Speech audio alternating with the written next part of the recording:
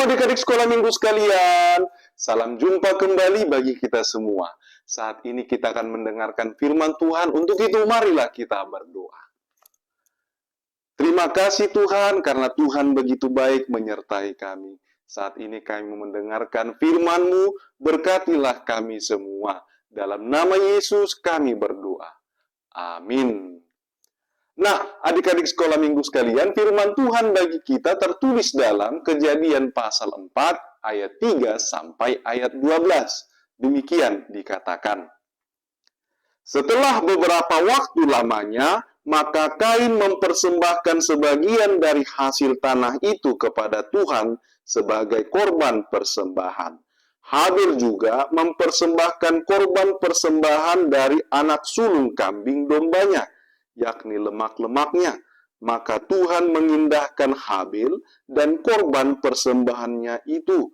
Tetapi Kain dan korban persembahannya tidak diindahkannya. Lalu hati Kain menjadi sangat panas dan mukanya muram. Firman Tuhan kepada Kain, "Mengapa hatimu panas dan mukamu muram? Apakah mukamu tidak akan berseri jika engkau berbuat baik? Tetapi jika engkau tidak berbuat baik, dosa sudah mengintip di depan pintu. Ia sangat menggoda engkau, tetapi engkau harus berkuasa atasnya." Kata Kain kepada Habil adiknya, "Marilah kita pergi ke padang." Ketika mereka ada di padang, tiba-tiba Kain memukul Habil, adiknya itu, lalu membunuh dia. Firman Tuhan kepada Kain, "Di manakah Habil adikmu itu?" Jawabnya, "Aku tidak tahu. Apakah aku penjaga adikku?" Firman-Nya, "Apakah yang telah kau perbuat ini? Darah adikmu itu berteriak kepadaku dari tanah. Maka sekarang terkutuklah engkau, terbuang jauh dari tanah yang mengangakkan mulutnya untuk menerima darah adikmu itu dari tanganmu. Apabila engkau mengusahakan tanah itu, maka tanah itu tidak akan memberikan hasil sepenuhnya lagi kepadamu.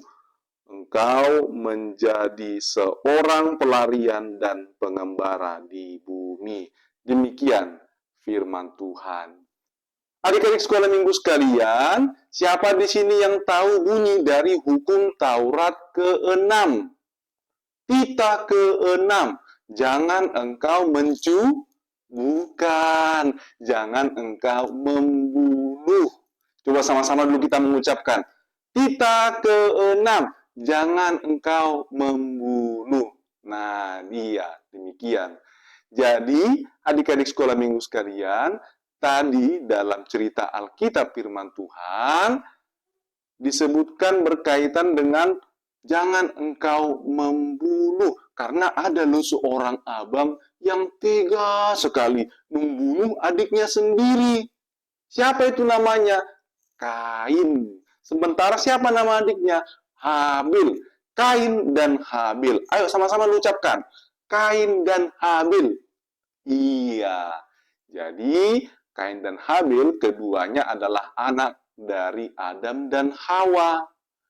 Si Kain, si abangan, dia bekerja sebagai petani, sementara si adik, si Habil, dia bekerja sebagai peternak.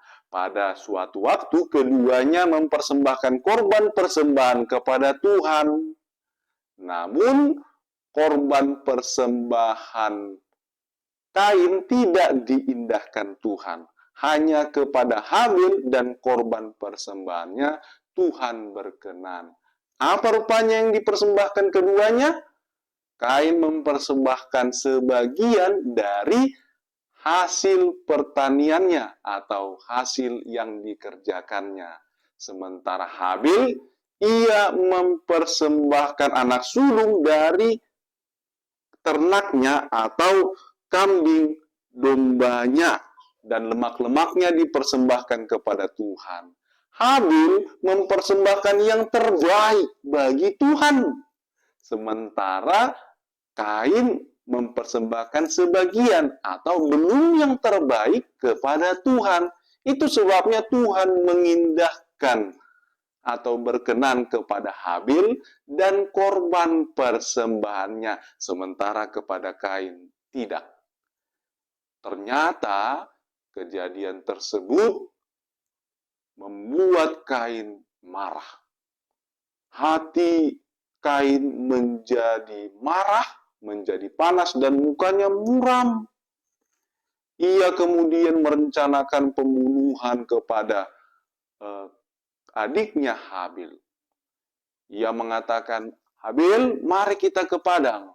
Ternyata di padang, sesampainya di padang, Kain memukul Habil, kemudian membunuhnya.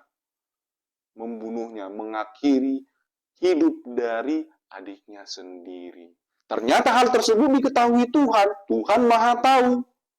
Lalu Tuhan mendatangi Kain dan menanyakan, di manakah adikmu itu?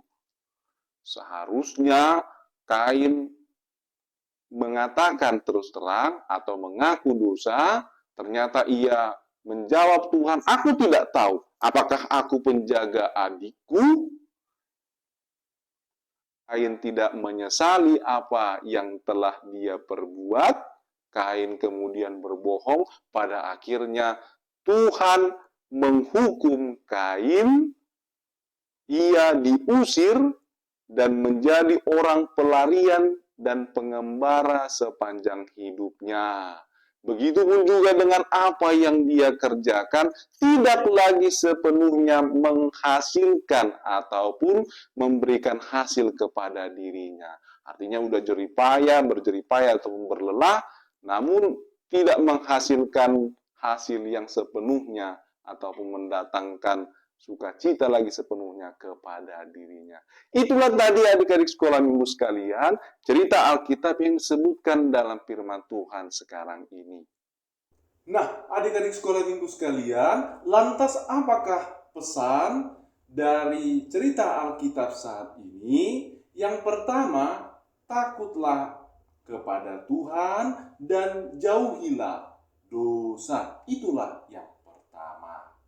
Jadi tadi ketika Kain mengetahui bahwa persembahannya tidak berkenan kepada Tuhan, hatinya pun muram, dan Tuhan mengingatkan, mengapa mukamu muram jika engkau berbuat baik?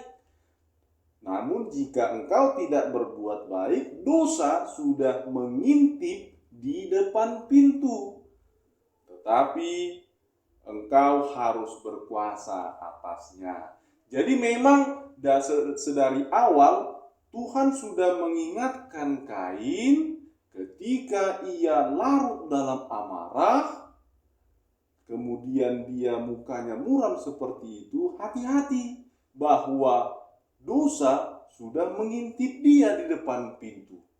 Sudah hendak membuat dia jatuh ke dalam pencobaan. Itu sebabnya adik-adik sekolah minggu sekalian, kuasailah hatimu. Salah satu dari buah-buah roh adalah penguasaan diri. Kita menguasai diri kita. Kita berkuasa atas dosa ataupun kita menghindarkan diri dari dosa. Kita takut akan Tuhan. Tuhan sudah mengingatkan bahwa dosa sudah mengintip ketika kita tidak mampu menguasai diri kita. Nah, adik-adik sekolah minggu sekalian, hendaknya kita menghidupi pesan firman Tuhan. Jadi, misalkan ketika ada uang terletak di rumahnya ataupun di depan televisi, adik-adik sekolah minggu sekalian, orang-orang yang baik, anak-anak yang baik dan takut akan Tuhan, tentu akan menanyakan, ini uang siapa? Uang bapak kah? Uang mama kah? Uang kakak kah? Dikembalikan kepada pemiliknya. Bukan kemudian malah mengambil dan kemudian mengantongi, lalu mengatakan, aku tidak tahu. Datang orang tuanya, mana tadi uang yang di sini? Nggak tahu aku kemana, padahal sudah di kantongnya. Nggak boleh gitu ya. Dalam mencuri, berbohong lagi, hati-hati loh. Seperti Kain tadi sudah diingatkan, mesti ada penguasaan diri dan hendaknya kita mampu mengerjakan kebaikan, takut akan Tuhan. Orang-orang yang tidak takut akan Tuhan, tadi seperti dikatakan dalam firman Tuhan, atau seperti Kain, menjadi orang yang terkutuk. Kita ini adik-adik sekolah minggu sekalian, mau berkat atau kutuk, mau diberkati atau dikutuk. Siapa di sini yang mau diberkati? Siapa di sini orang yang mau dikutuk? Nah, tentu kita semua maunya jadi anak-anak Tuhan yang diberkati. Jauhlah hukuman atau kutukan kepada kita. Oleh karena itu, baiklah kita takut akan Tuhan dan hindarilah dosa. Hindarilah dosa. Jadi jangan mencuri, jangan berbohong. Tetapi berkata terus teranglah dan takutlah kepada Tuhan, karena Tuhan memperhatikan, Tuhan tahu, Maha tahu apa yang kita kerjakan. Untuk itu, hindarilah berbuat dosa, namun berbuatlah yang terbaik di hadapan Tuhan. Mata Tuhan melihat apa yang kita perbuat. Yang jahat atau yang baik Tuhan perhatikan, tidak ada yang tersembunyi. Tidak ada yang Tuhan tahu, dan Tuhan mengenal hati kita, siapa kita yang berkata jujur atau berkata bohong. Untuk itu, marilah adik-adik sekolah minggu sekalian, jadilah anak-anak yang senantiasa takut akan Tuhan, dan kita menjadi anak-anak yang menghindari dosa. Itulah yang pertama.